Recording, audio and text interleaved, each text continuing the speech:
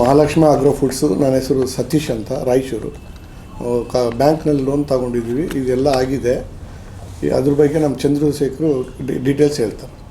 ಶೇಖರ್ ಅಂತ, ಯಾಕೆಂದರೆ ಅವರಿಗೆ ಸ್ವಲ್ಪ ಲ್ಯಾಂಗ್ವೇಜ್ ಪ್ರಾಬ್ಲಮ್ ಇರೋದ್ರಿಂದ ಇವರ ಪ್ರಾಪರ್ಟಿ ಸ್ಟೋರಿ ನನಗೆ ತಿಳಿದಿರೋ ಮಟ್ಟಿಗೆ ನಾನು ನಿಮಗೆ ಹೇಳೋಕ್ಕೆ ಇಷ್ಟಪಡ್ತೀನಿ. ಅವ್ರಿಗೆ ಯಾಕೆಂದರೆ ಸ್ವಲ್ಪ ಲ್ಯಾಂಗ್ವೇಜ್ ಕನ್ನಡ ಕರೆಕ್ಟಾಗಿ ಬರೋದಿಲ್ಲ, ನಾನು ಮಾತಾಡ್ತಾಯಿದ್ದೀನಿ. ಸರ್, ಇವರು ಲೋನ್ ತೊಗೊಂಡ್ಮೇಲೆ ಇವರೇನು ಮಾಡ್ತಾರೆ, ಒಂದು 2-3 ವರ್ಷ ಇವರಿಗೆ ಅದ್ರ ಬಗ್ಗೆ ಗೊತ್ತಿಲ್ಲ. ಹೇಳಬೇಕು ಅಂದರೆ ರಿಯಾಲಿಟಿ ಕೇಸ್ ಏನಾಗಿದೆ, ಇದೇನು ಮಾಡ್ಬೋದು. ಯಾಕೆಂದರೆ 99% ಬ್ಯಾಂಕು ಸಂಸ್ಥೆ ಬಗ್ಗೆ ನಾನು ಯಾವುದೂ ಮಾತಾಡೋದಿಲ್ಲ. Bank is very good. ಅದು ಯಾವುದೇ ಆಗಿರಲಿ, ನ್ಯಾಷನಲೈಸ್ ಬ್ಯಾಂಕ್ ಆಗಿರಲಿ, ಯಾವುದೇ ಇರಲಿ, ಅದರಲ್ಲಿ ಕೆಲಸ ಮಾಡ್ತಾರಲ್ಲ ಅಧಿಕಾರಿಗಳು, ಅವರಿಂದ ಆಗುವಂಥ ಮೋಸಕ್ಕೆ ಕೆಲವೊಂದು ಅಮಾಯಕರುಗಳು ಬಲಿಯಾಗ್ತಾರೆ ಅಧಿಕಾರಿಗಳಿಂದ. ನಾನು ಇಂಥ ಹೆಸರು ಹೇಳೋಕ್ಕೆ ಇಷ್ಟಪಡಲ್ಲ. ಅದೇನಾಗಿದೆ, ಇವ್ರಿಗೂ ಅದೇ ರೀತಿ ಒಂದು ಅನ್ವಯ ಆಗಿಬಿಟ್ಟಿದೆ. ಇವ್ರು ಏನು ಮಾಡಿದ್ದಾರೆ, ಲೋನ್ ತೊಗೊಂಡಿದ್ದಾರೆ. ಸರ್ವೇ ಸಾಮಾನ್ಯ ನೋಟ್ ಬ್ಯಾನ್ ಆಯಿತು. ಅದರಲ್ಲಿ ಸರ್ವೇ ಸಾಮಾನ್ಯ ಎಲ್ಲರಿಗೂ ಏಟು ಬಿದ್ದಿದೆ. ಅದಾದಮೇಲೆ ಕೊರೋನಾ ಬಂತು. ಎಲ್ಲದರಲ್ಲೂ ಒಂದರಿಂದ ಇವ್ರು ಏನು ಮಾಡ್ತಾಯಿದ್ರು ಅಂದರೆ, ರೈತರಿಂದ ಭತ್ತನ ಖರೀದಿ ಮಾಡಿ ಗೌರ್ಮೆಂಟ್ಗಳಿಗೆ ಸಪ್ಲೈ ಮಾಡುವಂಥ ಕೆಲಸನ ಮಾಡ್ತಾಯಿದ್ರು. ಆವಾಗ ಕೆಲವೊಂದು ಪೇಮೆಂಟ್ಗಳು ಇವ್ರಿಗೂ ಸ್ಟಾಪ್ ಆಗೋಗಿ ಇವರು ತುಂಬ ತೊಂದರೆಗಳನ್ನ ಅನುಭವಿಸ್ತಾಯಿದ್ರು. ಇವ್ರು ಲೋನ್ ತೊಗೊಂಡು NPA ಆಗಿ ಅವ್ರು ನೋಟಿಸ್ ಕೊಟ್ಟ ನಂತರ ಇವ್ರು ಏನು ಮಾಡಿದ್ದಾರೆ, ಬ್ಯಾಂಕಲ್ಲಿ ಹೋಗಿ ರಿಕ್ವೆಸ್ಟ್ ಕೇಳಿದ್ದಾರೆ, ಸ್ವಾಮಿ ನನಗೆ 1-2 ತಿಂಗಳು ಟೈಮ್ ಕೊಡಿ, ನಾನು ಕಟ್ತೀನಿ ಅಂತ. ಅಂದರೆ ಬ್ಯಾಂಕ್ನವ್ರು ಏನು ಮಾಡಿದ್ದಾರೆ ಅಂದರೆ, ಇವರಿಗೆ ಲೋನ್ ಕೊಡುವಾಗ 8 ಕೋಟಿ ರೂಪಾಯಿ ಬೆಲೆ ಬಾಳುವಂಥ ಆಸ್ತಿಗೆ 50%, ಅಂದರೆ 4 ಕೋಟಿ ಸಮಥಿಂಗ್ ಇವ್ರಿಗೆ ಲೋನ್ ಕೊಟ್ಟಿದ್ದಾರೆ. ಇವರು ಈ 4 ಕೋಟಿ ಲೋನ್ಗೆ ಆಂಧ್ರದ ಗದ್ವಾಲ ಜಿಲ್ಲೆಯಲ್ಲಿರುವತಕ್ಕಂಥ 3 ಪ್ರಾಪರ್ಟಿ, ರಾಯಚೂರಲ್ಲಿರ್ತಕ್ಕಂಥ ಇದು ರೈಸ್ ಮಿಲ್ಲು, ಅದು ಒಟ್ಟು 4 ಪ್ರಾಪರ್ಟಿನ ಮಾರ್ಟ್ಗೇಜ್ ಮಾಡಿರ್ತಾರೆ. ಯಾರಿಗೆ? ಬ್ಯಾಂಕ್, ಯೂನಿಯನ್ ಬ್ಯಾಂಕಿಗೆ. ಅವ್ರು ಏನು ಮಾಡ್ತಾರೆ, ಒಂದು ಪ್ರಾಪರ್ಟಿನ ಸೇಲ್ ಮಾಡಿಬಿಡ್ತಾರೆ ಇಮಿಡಿಯೇಟ್ಲಿ ನೋಟಿಸ್ ಕೊಟ್ಟು. ಇವ್ರು ಏನು ಮಾಡ್ತಾರೆ, ಸತ್ತಿರೋರ ಮೇಲೆಲ್ಲ ನೋಟಿಸ್ ಕೊಟ್ಟು ಪ್ರಾಪರ್ಟಿನ ಸೇಲ್ ಮಾಡ್ತಾರೆ. ಇವರು ಅದನ್ನು DITಯಲ್ಲಿ ಚಾಲೆಂಜ್ ಮಾಡ್ತಾರೆ. DITಯಲ್ಲಿ ಇವರಿಗೆ ಕರೆಕ್ಟಾಗಿರೋ ದಾಖಲೆಗಳು ಏನಂದರೆ, ಬ್ಯಾಂಕ್ನವ್ರು ಮೊದಲಿಗೆ ತಪ್ಪು ಏನು ಮಾಡ್ತಾರೆ ಅಂದರೆ, ಇವರು ಯಾವಾಗ NPA 3 ತಿಂಗಳು ಕಟ್ಟಲಿಲ್ಲ ಅಂದ ತಕ್ಷಣ ನಮ್ಮ ಆಸ್ತಿಯ ದಾಖಲೆಗಳನ್ನ ನೀವು ಯಾವ ರೀತಿಯಲ್ಲಿ ಕೇಳಿದ್ರು ಯಾವ ಬ್ಯಾಂಕ್ನವರು ಕೊಡೋದಿಲ್ಲ. ಒಂದು ಸ್ಟೇಟ್ಮೆಂಟ್ ಕೊಡಿ ಅಂದರೂ ಕೊಡಲ್ಲ, ಒಂದು ದಾಖಲೆ ನಮ್ಮದು ಈ ಥರ ದಾಖಲೆ ಕೊಡಿ ಅಂದರೂ ಕೊಡಲ್ಲ. ಇವ್ರು ಏನು ಮಾಡಿರ್ತಾರೆ, ಲೋನ್ ತಗೊಳ್ಳುವಾಗ ಪ್ರತಿಯೊಂದಕ್ಕೂ ನಮ್ಮ ಹತ್ರ ಸಿಗ್ನೇಚರ್ ಮಾಡಿ ಇಟ್ಕೊಂಡು ಬಿಡ್ತಿರ್ತಾರೆ. ಇದು ನಮಗೂ ಗೊತ್ತಾಗಲ್ಲ. ನಮಗೇನು ಲೋನ್ ಬೇಕು, ನಮಗೆ ಕೆಲಸ ಶುರು ಮಾಡಬೇಕು, ಒಂದು ಮನೆ ಕಟ್ಟಬೇಕು, ಈ ರೀತಿ ಉದ್ದೇಶದಿಂದ ನಾವು ಬಂದಿರ್ತೀವಿ. ಇಲ್ಲಿ ಇವ್ರು ಏನು ಟೈಪ್ ಮಾಡಿರ್ತಾರೆ ಅನ್ನೋದು ನಮ್ಗೆ ಗೊತ್ತಿರೋದಿಲ್ಲ. ಇದರಲ್ಲಿ ನಾವೆಲ್ಲದಕ್ಕೂ ಸೈನ್ ಮಾಡ್ತಾ ಇರ್ತೀವಿ, ಬಂದಿರ್ತೀವಿ. 3 ತಿಂಗಳು 90 ಡೇಸ್ ಆಯಿತಾ, ನಿಮ್ಗೆ ಇಮಿಡಿಯೇಟ್ಲಿ ನೋಟಿಸ್ ಕೊಡ್ತಾರೆ. ನೋಟಿಸ್ ಕೊಟ್ಟು ಆ ನೋಟಿಸ್ ಪ್ರಕಾರ ಇದಕ್ಕೆ ಏನು ಮಾಡಿದ್ದಾರೆ, ಬ್ಯಾಂಕ್ನಲ್ಲಿ ಒಂದು ರಿಕವರಿ ಟೀಮನ್ನು ಬೇರೆ ಇಟ್ಕೊಂಡಿದ್ದಾರೆ. ಆ ಟೀಮ್ ಏನಂತಾರೆ, ಇದು ಹಗಲು ದರೋಡೆ ಅನ್ನೋದು ಅಂತ ಕೆಲಸ. ಇದು ರಾತ್ರಿ ಹೊತ್ತಲ್ಲ, ಹಗಲಲ್ಲೇ ಮಾಡೋದು. ಈ ರಿಕವರಿ ಟೀಮ್ಗೆ ವಹಿಸ್ಬಿಡ್ತಾರೆ ಈ ಆಸ್ತಿನ. ಅವ್ರಿಗೆ ವಹಿಸ್ಬಿಟ್ಟು, ನಮಗೇನಿಲ್ಲ ರೀ, ಈ ಆಸ್ತಿ ರಿಕವರಿ ಮಾಡಿ ನಮ್ಗೆ ವಾಪಸ್ ಕೊಡಿಸ್ಬೇಕು, ನಮ್ಮ ಹಣ ನಮಗೆ ರಿಕವರಿ ಆಗಬೇಕು ಅನ್ನೋ ಇದರಲ್ಲಿ ಅವ್ರೇನು ಮಾಡ್ತಾರೆ, ಇದಕ್ಕೆ ನೋಟಿಸ್ ಕೊಟ್ಟು ಎಲ್ಲದಕ್ಕೂ ಸಪೋರ್ಟ್ ಮಾಡಿ ನಿಂತ್ಕೊಂಡು 10 ಕೋಟಿ ಏನು 8 ಕೋಟಿ ವ್ಯಾಲ್ಯೂಯೇಷನ್ ಮಾಡಿರ್ತಾರೆ, 4 ಕೋಟಿ ಲೋನ್ ಕೊಟ್ಟಿರ್ತಾರೆ. ಇದನ್ನು 4 ಕಾಸು 3 ಕಾಸಿಗೆ ಅಂದಂಗೆ ಅರ್ಧಕ್ಕರ್ಧ ಬೆಲೆಗೆ ಮಾರ್ಬಿಡ್ತಾರೆ. ಅದನ್ನು ತಗೊಳ್ಳೋಕ್ಕೂ ಜನನೂ ಅವರೇ ರೆಡಿ ಮಾಡಿ ಇಟ್ಕೊಂಡಿರ್ತಾರೆ. ಸುಮ್ಮನೆ ಕಾನೂನು ರೀತಿಯಲ್ಲಿ ನಾವು ನೋಡ್ರಿ ನೋಟಿಸ್ ಕೊಟ್ಟಿದ್ದೀವಿ, ನಿಮ್ಮ ಕಾನೂನು ರೀತಿಯಲ್ಲಿ ಮಾಡಿದ್ದೀವಿ, ಆ್ಯಕ್ಷನ್ ಮಾಡಿದ್ದೀವಿ, ಎಲ್ಲನೂ ಅವರೇ ಹೇಳ್ತಾರೆ. ಇದು ಯಾರಿಗೂ ಗೊತ್ತಾಗೋದಿಲ್ಲ, ಇದರ ಒಳ ಗುಟ್ಟುಗಳು ಇದರ ಹಿಂದೆ ಬಿದ್ದವರಿಗೆ ಗೊತ್ತಿರುತ್ತೆ. ಹಂಗೆ ಇವರಿಗೆ ಪಾಪ ಆ ರೀತಿ ಆಗಿ ನೋಟಿಸು ಕೊಟ್ಟರು, ಎಲ್ಲನೂ ಮಾಡಿದ್ರು. ಇವರು ನಮಗೆ ಅನಿರೀಕ್ಷಿತವಾಗಿ 2022-23ರಲ್ಲಿ ಪರಿಚಯ ಆದರು. ಪರಿಚಯ ಆದಾಗ ಇವ್ರು ಏನು ಮಾಡಿದ್ರು, ನನಗೆ ಈ ನಮ್ಮ ಆತ್ಮೀಯ ಸ್ನೇಹಿತರು ಪ್ರಶಾಂತ್ ಅಂತ, ಇವರು ನಾವು ಸೇರಿಕೊಂಡು ಇವರಿಗೆ ಒಂದು ದಾರಿ ಹುಡುಕೋಣ ಅಂತ ಒಂದು ಹೇಳ್ಕೊಟ್ಟು, ಇವರು ಏನು ಮಾಡಿದ್ರು, RTIಯಲ್ಲಿ ದಾಖಲೆಗಳನ್ನ ಬೇಕು, ನಮಗೆ ಸ್ಟೇಟ್ಮೆಂಟ್ ಬೇಕು, ಆಮೇಲೆ ಇದು ಯಾವುದು ಸರ್, ಆಕ್ಷನ್ ಬಿಡ್ಶೀಟ್ ಕೊಡಿ ಅಂದರೆ ಇವತ್ತುವರೆಗೂ ಕೊಡಲಿಲ್ಲ ಅವರು. 8 ವರ್ಷ 8 ವರ್ಷ ಆದರೂ ಯಾರು ಆ್ಯಕ್ಷನಲ್ಲಿ ಪಾಲ್ಗೊಂಡಿದ್ದಾರೆ, ಎಷ್ಟು ಜನ ಪಾಲ್ಗೊಂಡಿದ್ದಾರೆ, ಅದರ ಡೀಟೇಲ್ಸ್ ಕೊಡಿ ಅಂದರೆ ಬ್ಯಾಂಕ್ನವ್ರು ಇದುವರೆಗೂ ಕೊಡಲಿಲ್ಲ. ಯಾವಾಗ 3 ತಿಂಗಳ ಹಿಂದೆ ಪೊಲೀಸ್ನವ್ರಿಗೆ ಕಂಪ್ಲೇಂಟ್ ಕೊಟ್ಟು, ಆ ಕಂಪ್ಲೇಂಟಿಂದ ನಂತರ PCR ಮಾಡಿ ಕೋರ್ಟ್ ಆದೇಶದ ಮುಖಾಂತರ ಇವ್ರ ಮೇಲೆ ತನಿಖೆ ಮಾಡಿ ಅಂತ ಯಾವಾಗ ಪೊಲೀಸ್ ಸ್ಟೇಷನ್ಗೆ ಮೆಟ್ಲೆ ಇರ್ತೋ ಆವಾಗ ನೋಡಿ, ಇವಾಗ ಬ್ಯಾಂಕ್ನವರು ಆ ಆ್ಯಕ್ಷನ್ ಬಿಡ್ಶೀಟ್ನ ಕೊಡ್ತಾ ಇದ್ದಾರೆ ಬ್ಯಾಂಕಿಗೆ. ಯಾರಿಗೆ? ಪೊಲೀಸ್ನವ್ರಿಗೆ ಕೊಡ್ತಾ ಇದ್ದಾರೆ. ಇದು ನೋಡಿ ಆ್ಯಕ್ಷನ್ ಬಿಡ್ಶೀಟ್. ಆ ಆ್ಯಕ್ಷನ್ ಬಿಡ್ಶೀಟಲ್ಲಿ ಕತೆ ಏನು ಹೇಳುತ್ತೆ ಅಂದರೆ, ಸರ್ವೇ ಸಾಮಾನ್ಯ ಕಂಪನಿ ಯಾವುದು ಸಪ್ತಗಿರಿ ಆಗ್ರೋ ಅಲ್ವಾ, ಪಾರ್ಟ್ನರ್ಶಿಪ್ ಡೀಡಲ್ಲಿ ಗಂಡ ಹೆಂಡ್ತಿ ಮಗ ಸೊಸೆ ಸೇರಿಕೊಂಡು ಒಂದು ಕಂಪ್ನಿ ಸೃಷ್ಟಿ ಮಾಡ್ತಾರೆ. ಅಲ್ಲಿ ಪರ್ಚೇಸಿಂಗ್ ಮಾಡೋದು, ಆ್ಯಕ್ಷನಲ್ಲಿ ಪರ್ಚೇಸ್ ಮಾಡ್ತಕ್ಕಂಥ ವ್ಯಕ್ತಿ ಯಾರು?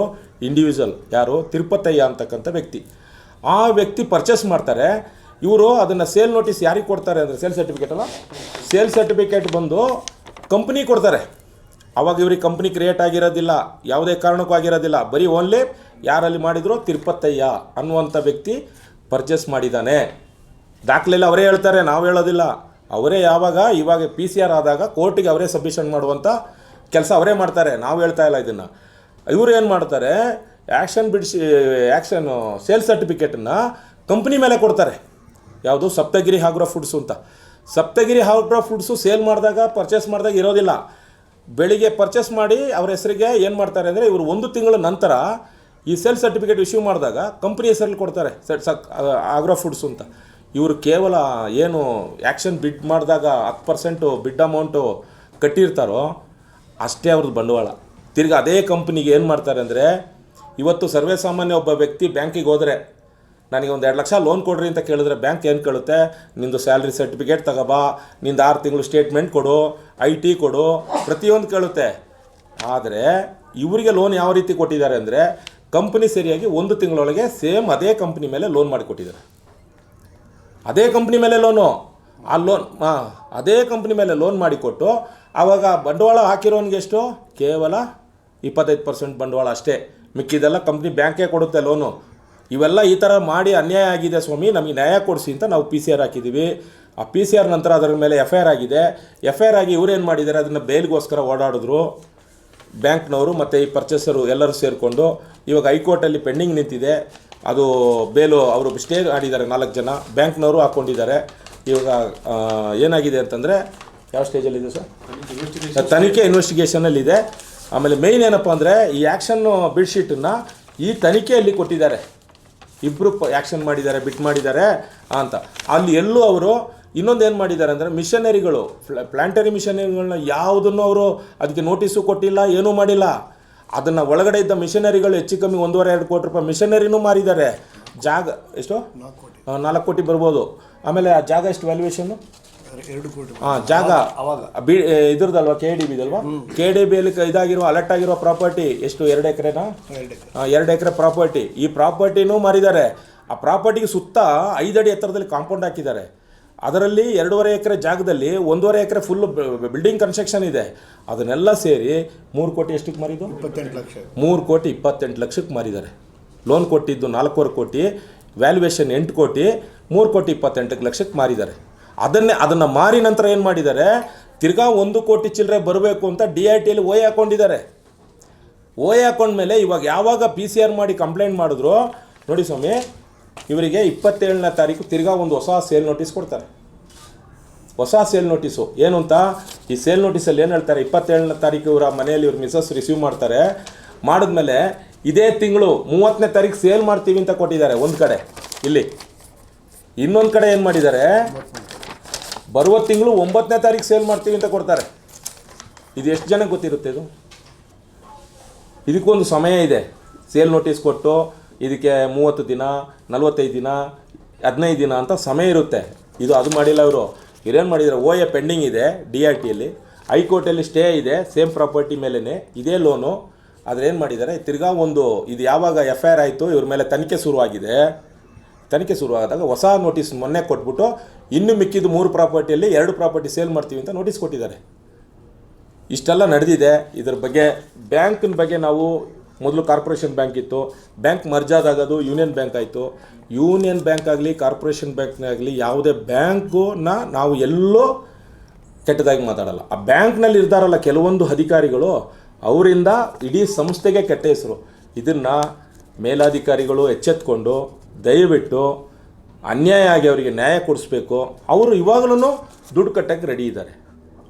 ಸಾರ್ವಜನಿಕ ಹಣ, ಅದು ಪಬ್ಲಿಕ್ ಮನಿ. ಆ ಪಬ್ಲಿಕ್ ಮನಿ ಮೋಸ ಮಾಡ್ತೀವಿ ಅಂತ ಅವರೆಲ್ಲೂ ಹೇಳಿಲ್ಲ. ಅವ್ರು ಕಟ್ಟಕ್ಕೆ ರೆಡಿ ಇದ್ದಾರೆ. ಎಲ್ಲರಿಗೂ ತೊಂದರೆ ಆಗಿದೆ, ಇಲ್ಲ ಅಂತ ಹೇಳಿಲ್ಲ.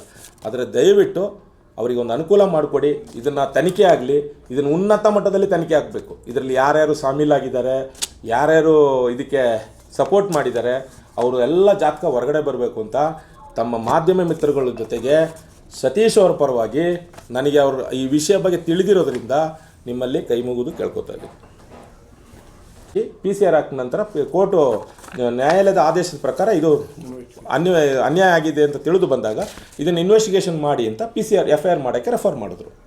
FIR ಆದ ತಕ್ಷಣ ಇವರೇನು ಮಾಡಿದ್ರು, ಎಲ್ಲೂ ದಾಖಲಾತಿಗಳನ್ನ ಕೊಡದೆ ಹಂಗೆ ನಿಭಾಯಿಸ್ಕೊಂಡು ಅದೇ ಕೋರ್ಟಲ್ಲಿ ತಿರ್ಗಾ ಅವರು ಬೇಲ್ಗೆ ಹಾಕ್ಕೊಂಡ್ರು.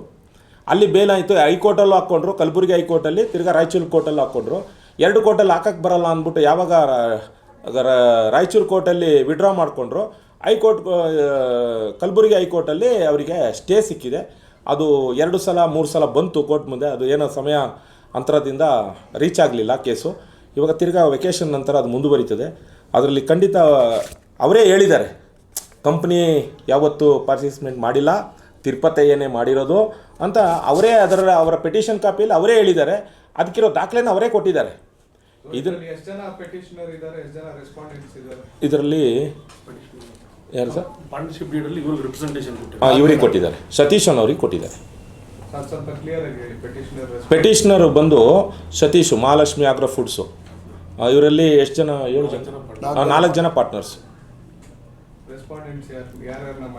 ರೆಸ್ಪಾಂಡೆಂಟ್ಸ್ ಬಂದು 7 ಜನ, ಬ್ಯಾಂಕು, ಅಥಾರಿಟೀಸ್ ಆಫೀಸರು. ಮತ್ತು ಆಮೇಲೆ ಇನ್ನೊಂದು ಮುಖ್ಯವಾದ ವಿಷಯ ಹೇಳಬೇಕು ಅಂದರೆ, 4ನೇ ಶನಿವಾರ ಬ್ಯಾಂಕ್ ಟೋಟಲ್ ರಜಾ ಇರೋದು. ಅದು ಮೈನ್ ಬರ್ತ್ಬಿಟ್ಟೆ ನೋಡಿ. 4ನೇ ಶನಿವಾರ ಬ್ಯಾಂಕ್ ಅಧಿಕಾರಿಗಳು ಎಲ್ಲೂ ಹೋಗೋಂಗಿಲ್ಲ, ಅವ್ರು ಯಾವುದೋ ಆರ್ಡರ್ ಇದ್ರೂ ಸೀಸ್ ಮಾಡೋಂಗಿಲ್ಲ ಅಂತ RBI ಸರ್ಕ್ಯುಲರ್ ಇರ್ಬೋದು, ನಮಗಂತೂ ಗೊತ್ತಿಲ್ಲ. ಒಟ್ಟಲ್ಲಿ ನಾವೇನು ತಿಳ್ಕೊಂಡಿದ್ದೀವಿ, 2nd Saturday 4th Saturday bank ರಜಾ ಅಂತ. ಇವರು ಇದನ್ನು ಸೀಸ್ ಮಾಡಿದ ದಿನ ಬ್ಯಾಂಕ್ 4ನೇ ಶನಿವಾರ ಬಂದು ಈ ಪ್ರಾಪರ್ಟಿ ಸೀಸ್ ಮಾಡಿರೋದು 4ನೇ ಶನಿವಾರ. ಆಮೇಲೆ ಅವ್ರಿಗೆ ಆದೇಶ ಕಾಪಿ ಏನಿದೆ, ಏನು ಯಾವ ಕೋರ್ಟು ಸರ್ ಅದಾಗಿದ್ದು? ಡಿಸ್ಟ್ರಿಕ್ಟ್ ಕೋರ್ಟಲ್ಲಿ ಅವರಿಗೆ ಆದೇಶ ಆಗಿದೆ. ಏನು ಅಂತ, ಪ್ರಾಪರ್ಟಿ ಸೀಸ್ ಮಾಡಿ ಅಂತ ಆದೇಶ ಕೊಟ್ಟಿದ್ದಾರೆ. ಈ ಆದೇಶದಲ್ಲಿ ಅವರು ಪ್ರಾಪರ್ಟಿ ಬ್ರೋಕನ್ ಮಾಡಿ ಅಂತ ಎಲ್ಲೂ ಕೊಟ್ಟಿಲ್ಲ, ಎಲ್ಲ ಬೀಗ ಹೊಡೀರಿ ಅಂತ ಎಲ್ಲೂ ಬರ್ದಿಲ್ಲ. ಅದರಲ್ಲಿ ಇವರೇ ಬೀಗ ಹೊಡೆದ್ಬಿಟ್ಟು ಅದರಲ್ಲಿರುವ ಭತ್ತ, ಅದರಲ್ಲಿ ಖಾಲಿ ಚೀಲಗಳು, ಕಂಪ್ನಿ ಚೀಲಗಳು, ಏನು ಭತ್ತ ಅಕ್ಕಿ ತುಂಬ್ತೀವಿ ಆ ಚೀಲಗಳು ಹೆಚ್ಚು ಕಮ್ಮಿ 40-50 ಸಾವಿರ ಮೂಟೆ ಚೀಲಗಳು, ಖಾಲಿ ಚೀಲ, ಹೊಸ ಚೀಲ. ಇವತ್ತೊಂದು ಚೀಲ ಮಾಡಿಸ್ಬೇಕಂದ್ರೆ 25 ರೂಪಾಯಿ 30 ರೂಪಾಯಿ ಬೆಲೆ ಬಾಳುತ್ತೆ. ಅಂಥ ಚೀಲನ 2 ರೂಪಾಯಿಗೆ ಮಾರಿದ್ದಾರೆ ಅವರು. 2 ರೂಪೀಸ್ಗೆ ಮಾರಿಬಿಟ್ರು. ಯಾಕೆಂದರೆ ಅವ್ರದ್ದಲ್ವಲ್ಲ ಆಸ್ತಿ, ಅದಕ್ಕೆ ಮಾರಿದ್ದಾರೆ. ಆಮೇಲೆ ಇನ್ನೊಂದೇನು ಮಾಡಿದ್ದಾರೆ, ಪ್ಲಾಂಟರಿ ಮಿಷನ್ನು, ಆಮೇಲೆ ಭತ್ತಗಳು ಹೆಚ್ಚು ಕಮ್ಮಿ ಒಂದು 15ರಿಂದ 20 ಲಕ್ಷ ಇತ್ತಾ, 2 ಕೋಟಿ ರೂಪಾಯಿದು ಮಾಲಿತ್ತು ಅದರಲ್ಲಿ ಅವ್ರಿಗೆ ಕೊನೆಗೆ ಉಳ್ಕೊಂಡಿರೋದು ಏನು 10-15 ಲಕ್ಷ ರೂಪಾಯಿ ಮಾಲ್. ಅದು ಯಾರ್ಯಾರು ಮಾರಿದ್ರು, ಎಲ್ಲಿ ಮಾಡಿದ್ರು ಅಂತ ಎಲ್ಲೂ ಪ್ರೂಫ್ ಇಲ್ಲ. ಇವೆಲ್ಲ ನಡೆದಿದೆ ಸರ್. ಯಾವುದೇ ನೋಟಿಸ್ ಕೊಟ್ಟಿಲ್ಲ. ನೋಟಿಸ್ ಕೊಡಬೇಕು. ಯಾರು ಬೀಗ ಹಾಕಿದ್ರು ಸರ್ ಅವತ್ತು? ಬೀಗ ಹಾಕಿದ್ರು ಅವತ್ತು. ಇನ್ನೂ ಫ್ಯಾಕ್ಟ್ರಿ ಓಪನ್ ಮಾಡೋಕ್ಕೆ ಇನ್ನೂ ಇದಿರಲಿಲ್ಲ, ಅವರು ಹೋಗಿರಲಿಲ್ಲ. ಇವರು ಲೇಬರು ಹೇಳಿದಾಗ ಹಿಂಗೆ ಬಂದು ಓಪನ್ ಮಾಡ್ತಾನೆ ಅಂತ. ಇವರು ಆಲ್ರೆಡಿ ರಾಯಚೂರಿಂದ ಗದ್ವಾಲದಲ್ಲಿ ಇವ್ರ ಮನೆ ಇದ್ದಿದ್ದು, 50 ಕಿಲೋಮೀಟರ್ ದೂರದಲ್ಲಿ. ಅಷ್ಟು ಬರೋದ್ರೊಳಗೆ ಅವ್ರು ಸೀಸ್ ಮಾಡಿ ಅವರ ಹ್ಯಾಂಡ್ ಓವರ್ ತೊಗೊಂಡ್ಬಿಟ್ಟಿದ್ರು. ಎಲ್ಲರಿಗೂ ಲೆಟ್ರ್ ಕೊಟ್ಟಿದ್ದೀವಿ ಸರ್, ಎಲ್ಲರಿಗೂ ಲೆಟ್ರ್ ಕೊಟ್ಟಿದ್ದೀವಿ. ಅವರು ಅಲ್ಲಿಂದ ಏನು ಹೇಳ್ತಾ ಇದ್ದಾರೆ ಅಂದರೆ, ಹೌದು ತನಿಖೆ ಇದು ಆಗಿದೆ, ನೋಡೋಣ, ವಿಚಾರಿಸೋಣ. ಯಾರನ್ನೂ ಬಿಟ್ಕೊಡೋದಿಲ್ಲ ಅವರು, ಯಾರನ್ನೂ ಬಿಟ್ಕೊಡೋಲ್ಲ. ಇದು ಇವಾಗ ಮೊನ್ನೆ ಬಂದಿದೆ ಸರ್. ಅವ್ರು ಇವತ್ತು ಪಾಪ ರಾಯಚೂರಿಂದ ಇಲ್ಲಿ ಬಂದಿದ್ದಾರೆ. ಇದಕ್ಕೆ ಏನು ಮಾಡಬೇಕು ಅನ್ನೋದನ್ನು ಡಿಸ್ಕಸ್ ಮಾಡ್ತಾ ಇದ್ದೀವಿ. ಮಾಡಿ ಅದಕ್ಕೆ ಏನಾದ್ರು ಒಂದು ಉತ್ತರ ಕೊಡಬೇಕು. ಯಾಕೆಂದರೆ ಇಲ್ಲಿ ಸೇಲ್ ನೋಟಿಸ್ ಅಂತ ಕೊಟ್ಬಿಟ್ಟು ಇದಕ್ಕೆ ಸಮಯ ಇರುತ್ತೆ. ಎಷ್ಟು ದಿವಸ ಸರ್? 45 ಇದಕ್ಕೆ. ಆಮೇಲೆ ಇನ್ನೊಂದು, ಇದೆಲ್ಲ ಆದಮೇಲೆ ಇವ್ರು ಏನು ಮಾಡಿದ್ದಾರೆ, 25 ಲಕ್ಷ ದುಡ್ಡನ್ನು ಕಟ್ಟಿಸ್ಕೊಂಡಿದ್ದಾರೆ ಡಿಸೆಂಬರ್ 22ರಲ್ಲಿ. ಇದನ್ನು ಅವ್ರು ಹೇಳ್ತಾ ಇಲ್ಲ. ಈ ದುಡ್ಡು ಕಟ್ಟಿರೋದನ್ನೆಲ್ಲೂ ಹೇಳಲ್ಲ, ಇದು ಅವ್ರದ್ದೇನೆ. ಇದನ್ನು ಹೇಳ್ತಾ ಇಲ್ಲ ಅವರು. ಇದನ್ನೇನಾಗಬೇಕು, ಇದನ್ನು ಉನ್ನತ ತನಿಖೆಯಾಗಿ ಇದು ಹೊರಗಡೆ ಬಂದಾಗಲೇ ಇದರ ಸತ್ಯಾಂಶ ಹೊರಗಡೆ ಬರೋದು. ಅಲ್ಲಿವರೆಗೂ ಇದರ ಸತ್ಯಾಂಶ ಯಾರೂ ಬರಲ್ಲ. ಇದೇನು ಬೂದಿ ಮುಚ್ಚಿದ ಕೆಂಡದ ಥರ ಒಳಗಡೆನೇ ಇರ್ತದೆ. ಅದಕ್ಕೆ ದಯವಿಟ್ಟು ತಮ್ಮ ಮಾಧ್ಯಮ ಮುಖಾಂತರ ಆದ್ರೂ ಇದು ಹೊರಗಡೆ ಬರಲಿ ಅಂತ ನಾವು ಕಣಕ್ಕೆ ಪ್ರಾರ್ಥನೆ ಮಾಡ್ಕೊತಿದ್ದೀವಿ.